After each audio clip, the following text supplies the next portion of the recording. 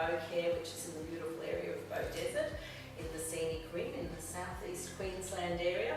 And we're really interested in working with both the victims of domestic violence, who of course always get 100% of our support and what we can offer, but also working with those men who are struggling with anger management, with violence, as well as strategies that they use, because we're still a bit of a rural area out here and men still see that as, I guess, a strategy that they can use. So we really need to work as a town and region on saying no to violence. Absolutely. And I'm Kathy Forrest, I'm the Coordinator of Community Development at Scenic Rim Council, and we like to support a lot of these projects. We feel Council has a very big role to play around advocating if it means improved services for the community. I absolutely agree with Louise about being a rural regional community. Beaudesert is undergoing a lot of growth at the moment, so we've got lots of new communities moving into the region. So we've got those growth challenges upon us, but we need the support services to go with that, and that rural regional community makes it geographically a challenge for us being based in southeast Queensland as well.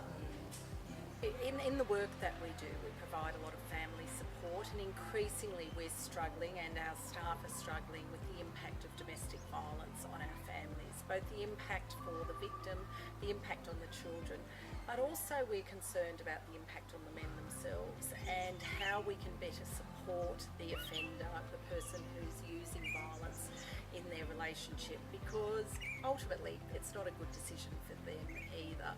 So we've come together to see as a community how we can better support families where the relationships are not healthy, and we need to be really honest and robust about that and give them some support. I think the Not Now, Not Ever report's been a fantastic stimulator for discussion in this area, and for us, we're really keen that abusive behaviours don't build up and grow into really violent ones. So we're really keen on working in the schools as well with some of the adolescents, some of the sporting groups that we've got around town. We've got the football codes represented, cricket, just to talk boys through how they can manage some of their anger when they're in a relationship, and what is an appropriate and healthy relationship. It can be great role models for Yes. stuff, hence why they call me Dad. Yes. It gives us an opportunity to do a screening around these issues and identify with men in the story. Yeah, so on the 25th of May we're going to screen the Call Me Dad video, and we're inviting lots of people to come along and have a bit of a facilitated discussion afterwards on how we can do more in this area.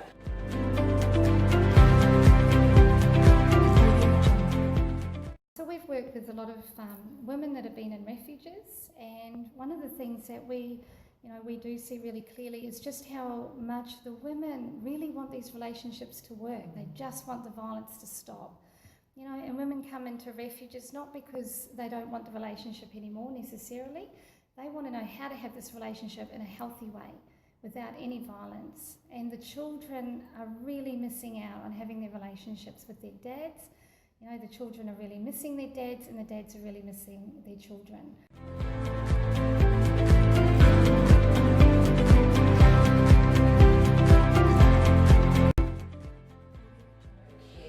We see the Call Me Dad video as a great opportunity is that whilst there have been other documentaries produced in the past around male perpetrator programs, they often haven't continued with the men into their personal relationships. So in this DVD we actually see the men as real people. They're going back to the women that they live with, they're going back to their homes where their children live, and you can see that they have a life that they're living where if we can just help them to control those manipulative, controlling behaviours, the anger management, if we can support them with stress management strategies, maybe we can just make a little bit of a difference that makes those women and children a bit safer.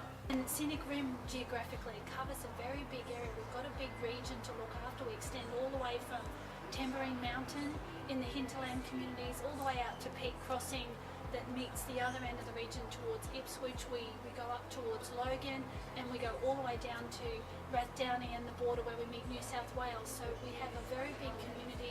We have social isolation. Council has such a big role in making sure that our communities work together on a solution for domestic and family violence. So I think it's important that we sit down, use the documentary as a trigger for conversation, and then Council can be more informed about what the community is and how we're being impacted, and how we can advocate more strongly for services to come to the region.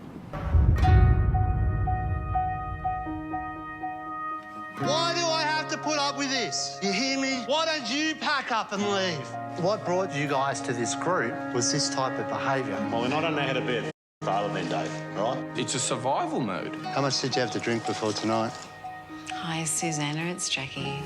What happened? Did you fall at school? You said, no, Daddy hit me. We've made a report to Child Protection.